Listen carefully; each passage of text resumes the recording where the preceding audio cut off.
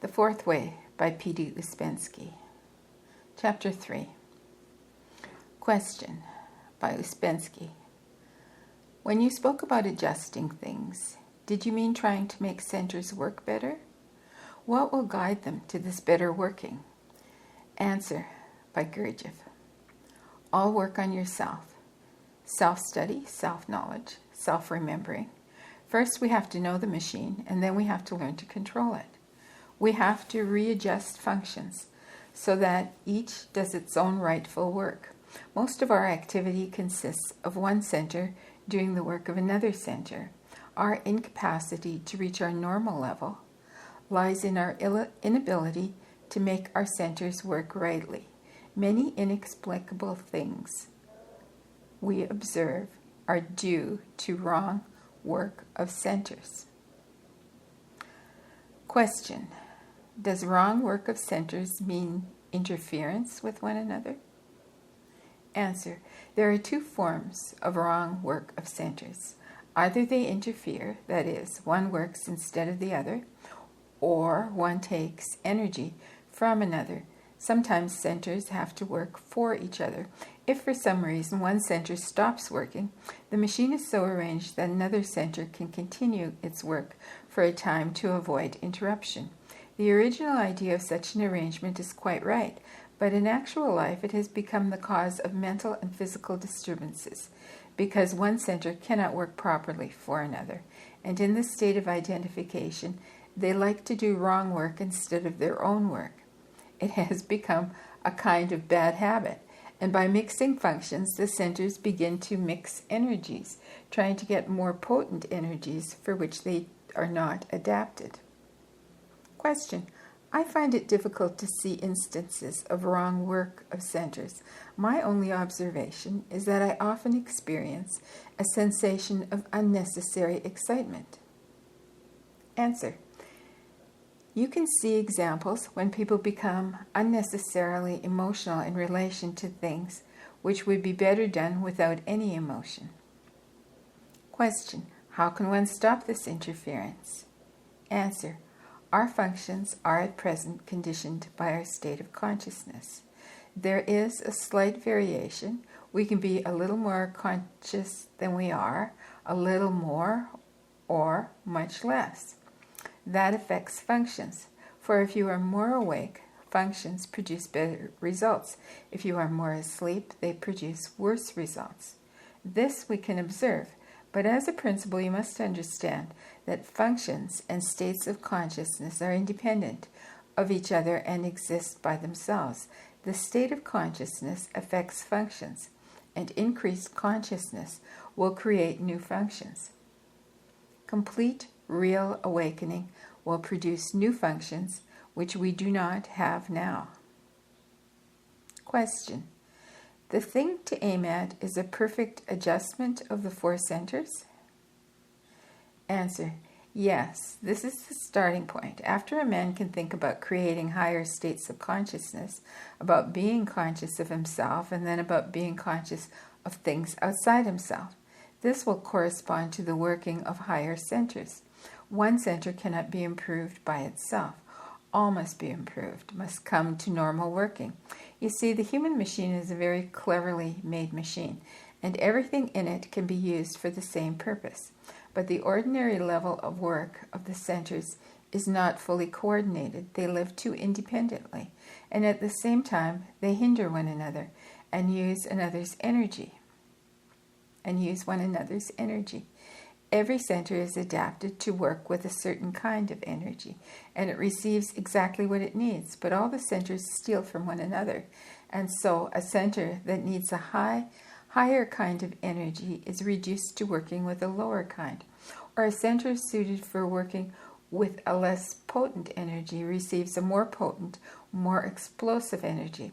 This is how the machine works at present. Imagine several furnaces. One has to work on crude oil, another on wood, a third on petrol. Now, suppose one designed for wood is given petrol. We can expect nothing but explosions. And then imagine a furnace designed for petrol, and you will see that it cannot work properly on wood or coal, we must distinguish four energies working through us: physical or mechanical energy. For instance, moving this table, life energy, which makes the body absorb food, reconstruct tissues, and so on. Psychic or mental energy, with which the centers work. And more important of all, energy of consciousness. Let me read that sentence again. That's quite convoluted. Okay. We must distinguish four energies working through us: physical or mechanical energy. For instance, moving the table, life energy, which makes the body absorb food, deconstruct tissues, and so on. Psychic or mental energy, with which the centers work. And most important of all, energy of consciousness. Energy of consciousness is not recognized by psychology and by scientific schools. Consciousness is regarded as part of psychic functions. Other schools deny consciousness altogether and regard everything as mechanical. Some schools deny the existence of life energy. But life energy is different from mechanical energy, and living matter can only be created from living matter. All growth proceeds with life energy. Psychic energy is the energy with which centers work. They can work with consciousness or without consciousness, but the results are different, although not so different that the difference can be easily distinguished in others. One can know consciousness only in oneself. For every thought, feeling, or action, or for being conscious, we must have corresponding energy. If we have not got it, we go down and work with lower energy, lead merely an animal or vegetable life. Then again we accumulate energy, again have thoughts, and can again be conscious for a short time. Even an enormous amount of physical energy cannot produce a thought, for thought is different. A stronger solution is necessary, and consciousness requires a still quicker, more explosive energy. Question: if no amount of psychic energy can produce conscious energy, what difference does it make how much psychic energy I use? Answer: you want psychic energy for quite different purposes. For instance, you have to think with psychic energy. Question: I have found that trying to keep attention fixed uses a great deal of energy. Does it mean I do it in the wrong way? Answer: no, you have to use energy to keep attention. This is work, and work needs energy. Although on the other hand, it saves energy. It saves waste of energy in another direction. If you are doing things without attention, it will mean a much greater loss. Question: why is it so difficult to control attention? Answer: lack of habit. We are too accustomed to letting things happen. When we want to control attention or something else, we find it difficult, just as physical work is difficult if we are not accustomed to it. Question: why should moments of consciousness be so rare? Is it a question of energy? Answer: no, fuel. If you have no electricity, or if you have a pocket torch with a bad battery, you may have a flash and then nothing. Consciousness is light. Light is the result of a certain energy. If there is no energy, there is no light. Question: does the secret of all development of consciousness lie in the conservation and control of energy?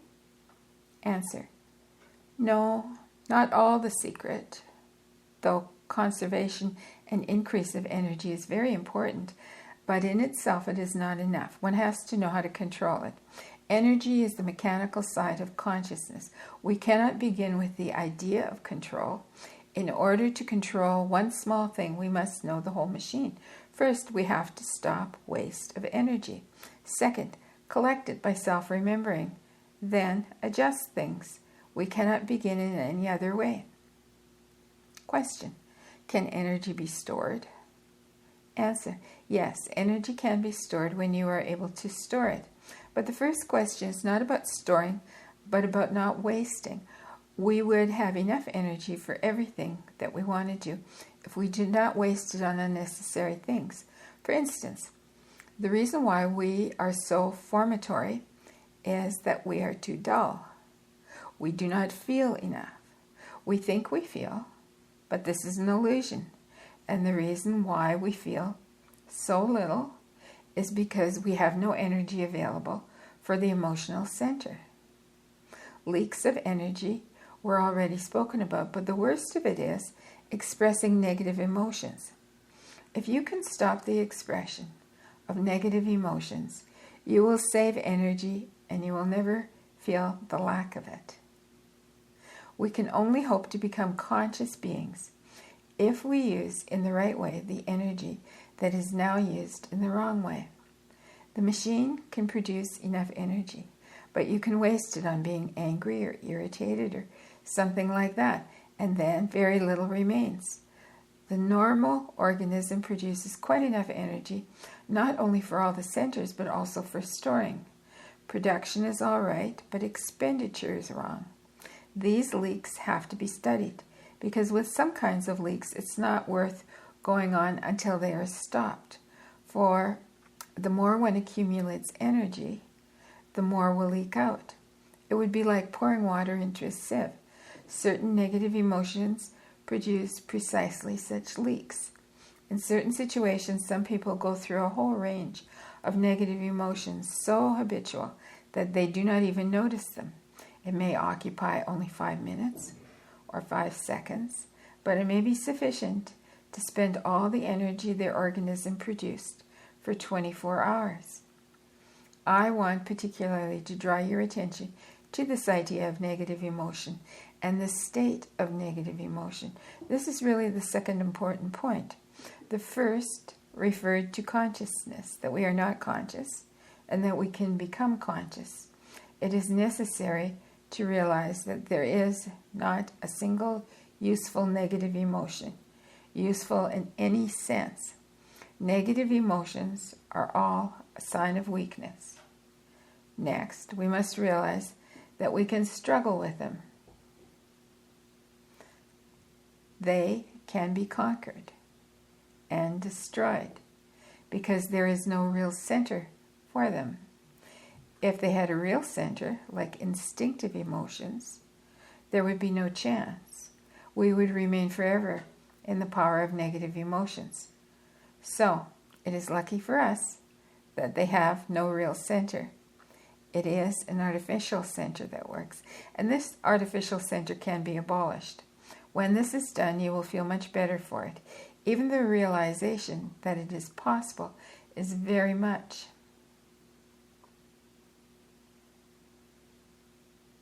Even the realization that it is possible is very much, but we have many convictions, prejudices, and even principles about negative emotions, so it's very difficult to get rid of the idea that they are necessary. Try to think about it, and if you have any questions, I will answer them.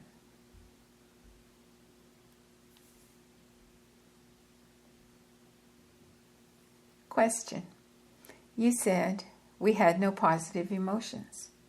Answer: we have no positive emotions. We call positive emotions an emotion that cannot become negative. And all our emotions, even the best we can have in our present state, can become negative at any moment. Also, by their scope, our emotions are too small for positive emotions. Positive emotions include very much, whereas our emotions are very narrow. So at present we have no positive emotions, but negative emotions are there. Question: And if we become free of negative emotions, answer, then we can have positive emotions. Some negative emotions can simply be destroyed, but for some others, we can dispose of them only by transforming them into positive. Only that is very far from us now. We cannot do it at present. Now we can only prepare the ground for that, chiefly by creating right attitudes, for mental work comes first. We create right mental attitudes by understanding that negative emotions serve no useful purpose, and by realizing how much we lose by allowing ourselves the pleasure of having them. Then perhaps we will have enough energy to do something about them. Question: to do something about them is to stop them? Answer: we have to begin with the right understanding, right attitude. As long as we think negative emotions are unavoidable or even useful for self-expression or something like that, we can do nothing. Answer: oh, it's not an answer. It's a continuation of this answer. It starts with the letter A, so I thought it was an answer. Sorry about that. A certain mental struggle is necessary to realize that we have no useful function in our life, and that, at the same time, all life is based on them. There are many strange things in us. First, there are things that could be conscious and are not. And second, we spoil our life by negative emotions, for which nature has not even provided a center, so that we must make one artificially. What is mechanical? What is normal? What is not normal? What is unnatural? Is most mechanical. Don't understand that last paragraph, so I'm going to read it again. There are many strange things in us. First, there are things that could be conscious and are not. And second, we spoil our life by negative emotions, for which nature has not even provided a center, so that we must make one artificially. What is mechanical? What is not normal? What is unnatural is most mechanical.